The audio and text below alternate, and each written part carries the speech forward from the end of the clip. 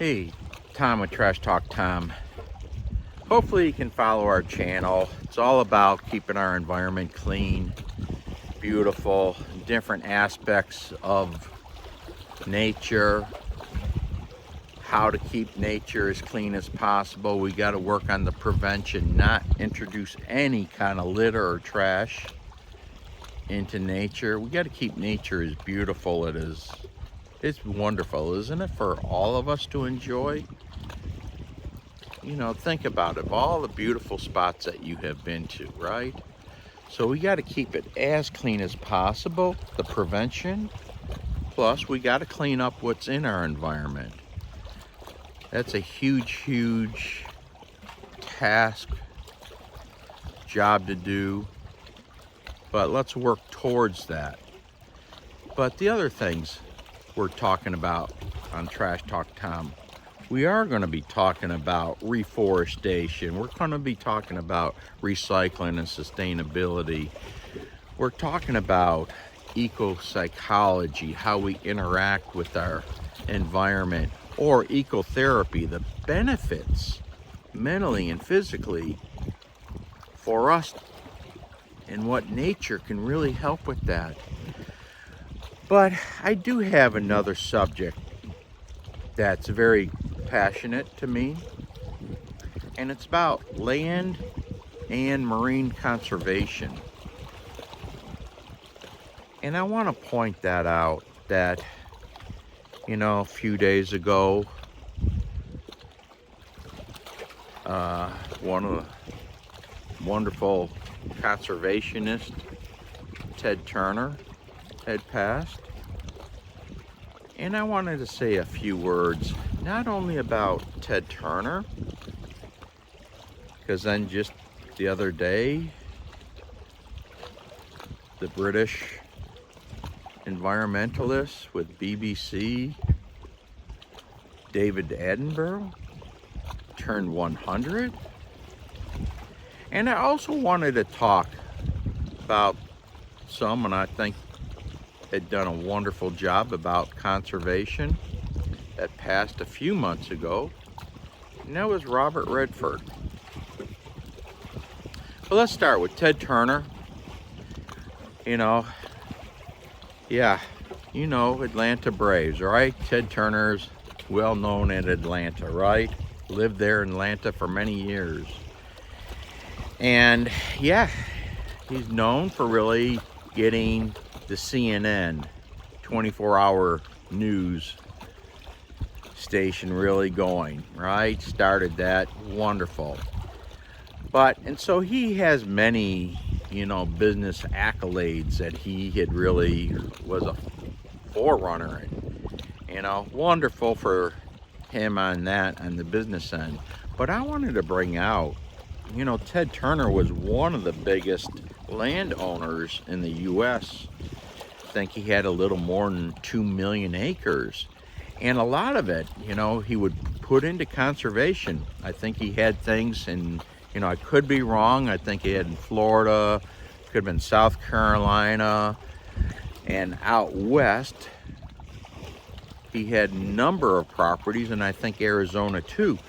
But, one thing that was wonderful is he used his money. Yeah, no doubt a billionaire. Used part of his fortune to buy up land and to put it into conservation. And of course, maybe the biggest thing you may know is, he really worked on getting the bison herd, to where it would grow, populate, because the bisons, early 1900s were almost exterminated. People would go and shoot those animals and just didn't care, and almost decimated that species.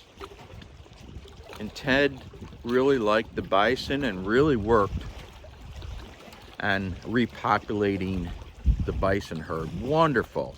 But just wonderful that someone used part of his fortune for conservation. And if you want, you can go visit and stay at some of his properties And you can look it up, and I think it might be Ted Turner Reserves or something like that. You can look it up, and you can stay at some of those properties and enjoy the beauty of nature, because Ted Turner really loved the beauty of nature. And that's a wonderful thing that he was able to really enjoy. And he spent his last years at his ranch, I believe. Just wonderful. And you can only imagine the joy that someone like that, no doubt business has done tremendous, but his love was for nature. And you can see, and not only you could see what he did, you could really feel that when you hear interviews with Ted Turner. And another person just turned 100. Was, in today's world, 100 is tremendous, isn't it? David Attenborough. What a wonderful life he has had, exploring and seeing nature. And I mean, he would bring out and show you animals and the characteristics and so many things, wonderful. Spending that time in nature and seeing all the animals and so forth, the beauty of the world. What a wonderful life that, he has, and he's still going. And then I want to talk about Robert Redford. Died or passed away the other month or several months ago, okay? Again, Robert Redford, we all know him from the films and all that. But he loved nature. He put, probably I think it was Sundance's film festival and all that area, bought up land, put it into conservation to save it, to keep nature just beautiful. He loved nature. I think with Robert Redford, kind of a little sentimental to me, because he did make a movie where I grew up in Buffalo, New York. It was called The Natural. And it was a baseball movie, just a fun, inspiring movie. But I know in the film, it was always one of the lines I just remember. Because, he's a baseball player, and then the coach was talking to him, and, Robert Redford said something to the effect like, he'd come from a farming community. There's nothing like being a farmer. And it kind of stuck with me, because it's really about, there's nothing just really almost greater to have that connection with nature, or growing things, having your hands in that dirt, smelling the dirt. Wonderful. But those were three people that really, championed being out in nature, love nature, wildlife. Super. I just wanted to mention that. And I wonder, all of them, each of those three, and still, David Attenborough, I think in some ways, I haven't heard everything that he has said in his interviews at 100, but I feel like there could be some sadness that we see what's happening in the world with nature. The amount of trash in nature, the abuse nature's has been, just abused by man. So I feel like, even though they've done so much there probably is a sadness when they see the plastic-filled waterways, the oceans. Isn't it sad for you to see the plastics and trash coming up on the shore if you're near a waterway or an ocean? The amount of trash dumped on land just intentionally. The amount of deforestation that's happening. Yeah, and then the wildlife, where all that forest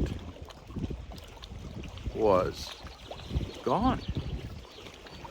Species of animals extinct. So with Trash Talk Tom, I really want to just try to inspire people, right? One of our taglines is we want to inspire all to be the best stewards of our planet Earth to the best of our abilities.